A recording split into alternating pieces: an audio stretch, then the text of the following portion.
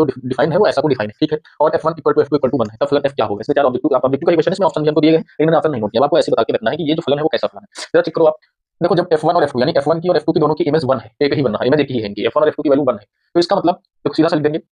f1 बराबर f2 बराबर 1 दिया है, 1 और 2 यानी f1 की भी इमेज 1 है, 1 की भी इमेज 1 है और 2 की भी इमेज 1 है। इसका मतलब समझना, इसका मतलब ये है कि जो यहाँ पर जो आपका पहला वाला सेट है ए और बी, यहाँ पर एक है और जो दो है, इन दोनों की इमेज एक ही बन रही है, इसका मतलब ये बहु एक ही है, ठीक। तो f1 बराबर f2 बराबर 1 है, अतः अतः यह एक ही नहीं है, एक ही नहीं है, चलो एक ही तो नहीं है, लेकिन जब एक ही नहीं होता है तो वो फिर कैसा होता है? बहु एक ही होता है, ठीक है। तो एक ही नहीं है, f1 बराबर f2 हम चेक कर लेते हैं भैया कि ये आच्छादक है कि नहीं। तो fx,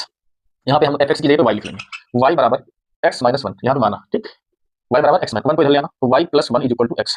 x की वैल्यू 2 से बड़ी उन्होंने कहा है, x की वैल्यू 2 से बड़ी रखना है, नेचुरल नंबर है उससे मतलब 2 से बड़ी वैल्यू की। चलो देखो यहाँ पे आप y की वैल्यू नेचुरल नंबर में कोई नंबर भी उठाओ, आप नेचुरल नंबर आप 1 उठाओगे, 1 प्लस 1 2 नेचुरल नंबर में आएगा, 2 उठाओगे 2 1 3 नेचुरल नंबर में आएगा, इसमें से कोई भी नंबर आप उठाओगे क्योंकि ये भी नेचुरल नंबर है, ये भी नेचुरल नंबर है, नेचुरल नंबर की स्टार्टिंग x से होती है, यहाँ भी x से स्टार्टिंग, तो नेचुरल नंबर अगर आप लिखोगे यहाँ पे y का x का उसका y का कोई भी मान रखोगे तो उसके लिए x मौजूद होगा, अगर आप चेक कर लेना, तो जब सब मौजूद है तो यहाँ पे आप लिखोगे